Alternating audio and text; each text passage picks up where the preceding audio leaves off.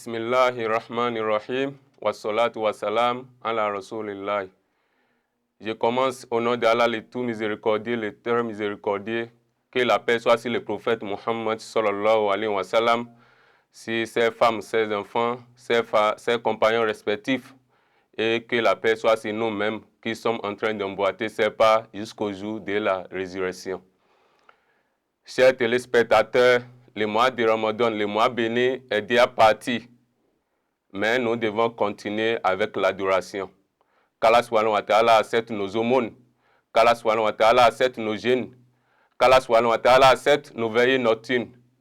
Et, chers frères et sœurs en islam, nous ne devons pas abandonner l'adoration après le mois béni de Ramadan. Fa'annallaha hayyu la yamut. Nous devons savoir qu'Allah subhanahu wa ta'ala est toujours vivant et il ne meurt jamais.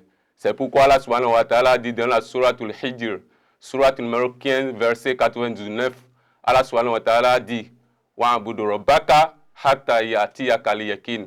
Adore Allah jusqu'à ta mort. Donc il n'y a pas un temps pour se reposer. Nous devons adorer Allah subhanahu wa ta'ala à tout moment. C'est pourquoi, chers téléspectateurs, chers frères et sœurs en islam, nous ne devons pas abandonner les 5 prières quotidiennes après le mois béni de Ramadan. Parce qu'Allah subhanahu wa ta'ala dit dans la sourate numéro 4, verset numéro 103, Inna solata kanat ala al-mu'minin kitaban ma'akuta. Les 5 prières quotidiennes sont obligatoires pour nous qui sommes des croyants et nous devons prier à l'heure. Secondo, chers frères et sœurs en islam, nous ne devons pas abandonner les mosquées. Dans le mois de Ramadan, la mosquée est remplie. La mosquée est remplie de fidèles. Et après le mois de Ramadan, vous allez voir l'effectif diminuer. Et ce n'est pas bon. Nous ne devons pas abandonner les mosquées. Si tu vas à la mosquée pour faire la prière, tu profites en même temps pour faire la prière en congrégation, la prière en groupe. Et ça a des mérites. Parce que le prophète Muhammad, sallallahu alayhi wa sallam, il a dit dans un hadith authentique que Salatul Jama'a tafdol Salat al-Fajr bisabun wa ishirina darajatan. La prière en groupe dépasse, est plus meilleure que la prière individuelle de 27 degrés. Vous voyez, la prière en congrégation dépasse la prière que nous faisons seuls de 27 degrés. Et Allah subhanahu wa ta'ala dit encore dans le Coran, inclinez-vous avec ceux-là qui s'inclinent dans la mosquée. Donc, chers frères et sœurs en islam, nous ne devons pas négliger, abandonner ou bien négliger la prière en congrégation. Par conséquent, nous devons aller à la mosquée. La prière, prier dans la mosquée n'est pas interdit pour la femme aussi. La femme peut aller à la mosquée pour faire la prière. La femme peut aller à la mosquée pour faire la prière, seulement qu'elle va bien s'habiller. Elle ne va pas porter des habits serrés et transparents. Troisième chose, chers téléspectateurs, le jeûne du mois de Ramadan est déjà parti. Mais ça reste encore des jeûnes surrogatoires, des jeûnes du lundi et du jeudi. Les jours blancs, c'est-à-dire les 13e, 14e et 15e jours de chaque mois lunaire. Le jeûne des jours de Arafat est là, les jours de Ashura, etc., etc. Et chers frères et sœurs en islam, nous sommes dans le mois de Shawwal. Et dans ces mois, nous avons encore les 6 jours de jeûne surrogatoire. Et le prophète Muhammad, sallallahu alayhi wa sallam, il a dit dans un hadith que Mansoum Ramadan, que celui-là qui a jeûné le mois béni de Ramadan, les 30 jours de mois béni de Ramadan, Summa Atiba aussi Tashawal, et qu'il a fourni d'efforts, il a jeûné encore les 6 jours du mois de Shawwal, c'est comme si la personne a jeûné tout le temps. Tu as jeûné les 30 jours du mois de Ramadan, plus les 6 jours du mois de Shawwal, c'est comme si tu as jeûné durant 360 jours, durant un an. Vous voyez, ça nous arrange, chers frères et sœurs en islam. Faisons l'effort pour jeûner aussi les 6 jours de ce mois de Shawwal. Ce sont des jeûnes surrogatoires. Même si tu jeûnes, tu seras récompensé comme celui-là qui a jeûné durant un an, 360 jours. Ce qui ici maintenant, chers téléspectateurs, c'est concernant les prières de nuit. Dans le mois de Ramadan, vous voyez, nous étions nombreux dans la mosquée la nuit, dans la nuit du destin, etc., etc. Le mois de Ramadan est déjà parti. Et chers frères et sœurs en islam, la prière d'aîné doit continuer toujours. Allah subhanahu wa ta'ala a dit au prophète Muhammad sallallahu alayhi wa sallam dans la sourate al-Muzammil, au niveau du deuxième verset, Allah dit Ya ayyuhal muzammil, oh toi l'enveloppé, kumil layla illa qalila. Lève-toi la nuit pour faire quoi? Pour faire la prière. Levons-nous la nuit pour faire la prière, pour réciter le Coran, même si c'est un peu de temps. Ça veut dire que la prière de nuit est une sunna mu'akkada pour nous qui sommes les croyants. Donc, après le mois de Ramadan, nous devons continuer avec les veillées nocturnes. Ça a beaucoup de récompenses. Chers frères et sœurs en islam, dans le mois de Ramadan, nous avions fait des aumônes. Nous avions prélevé la zakat ou le fitr. Le mois de Ramadan est déjà parti, mais la zakat n'est pas encore finie. Et il y a la zakat obligatoire qui est encore là.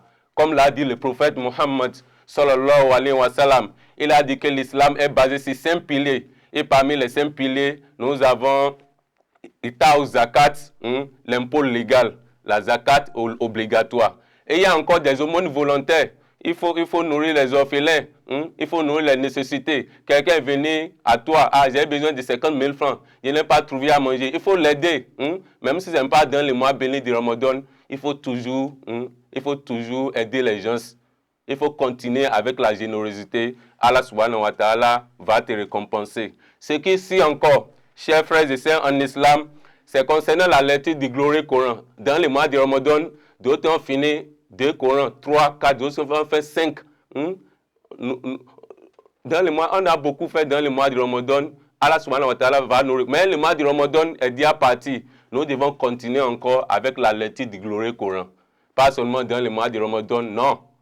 Parce que le prophète Muhammad sallallahu alayhi wa sallam, il a dit encore dans un hadith que Iqra ou le Coran, lisez chaque fois le Coran, pas seulement dans le mois de Ramadan.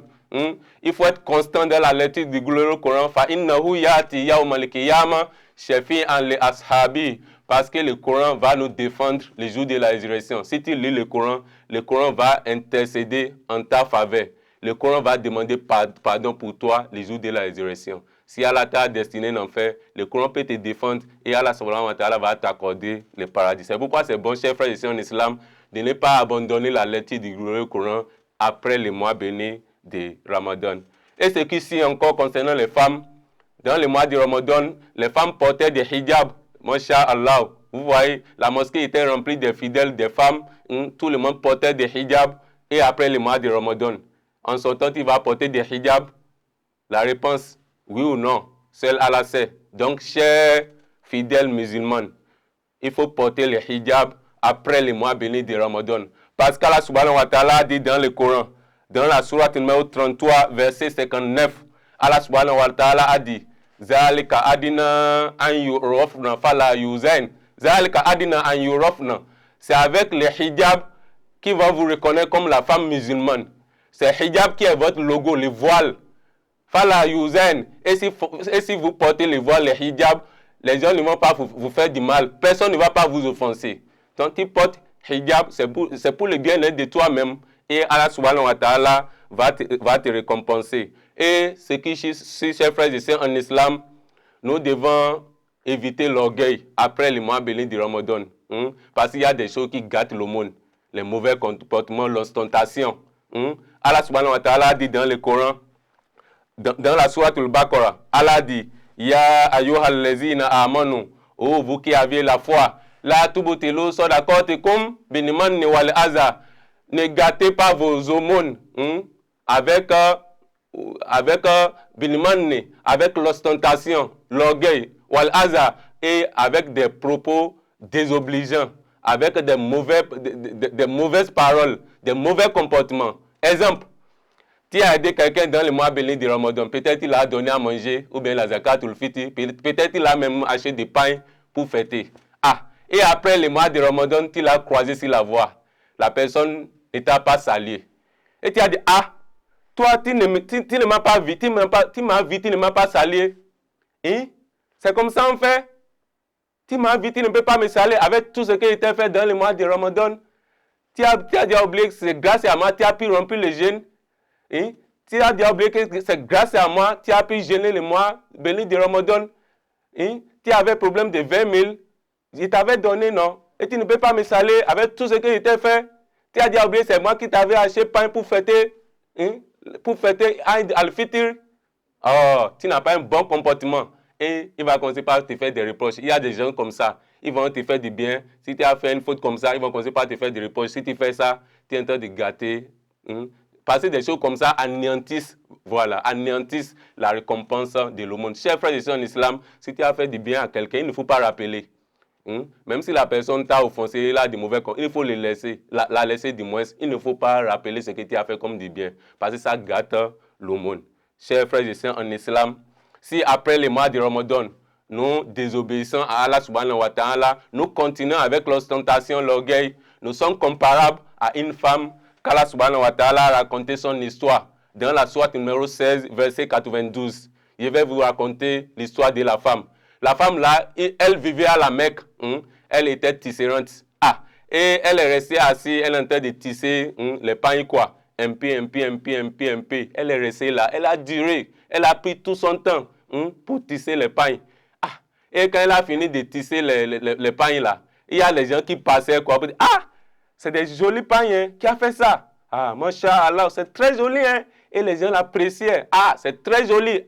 Inch'Allah, le soir, nous allons venir acheter chez elle. Les gens ont fait des programmes pour acheter le soir. Et chers frères et sœurs en islam, ce qui est encore étonnant dans l'affaire des femmes là, avant le soir, elle s'est mise à déchirer tout ce qu'elle a pu filer comme pain. Elle s'est mise à chiffonner tout ce qu'elle a pu faire. Et les gens, quand on fait le compte, la femme là, elle est folle. C'est quoi? Sans aucune raison. Elle a quoi? Elle est malade. Elle était restée assise en train de filer des pains, tisser les choses. Et maintenant, elle est en train de gâter tout ce qu'elle a pu faire. Non, c'est de la folie. Et les gens l'insultaient. Elle a gâté tout ce qu'elle a pu faire avant le soir. Et le soir, les gens sont venus, ils n'ont rien vu.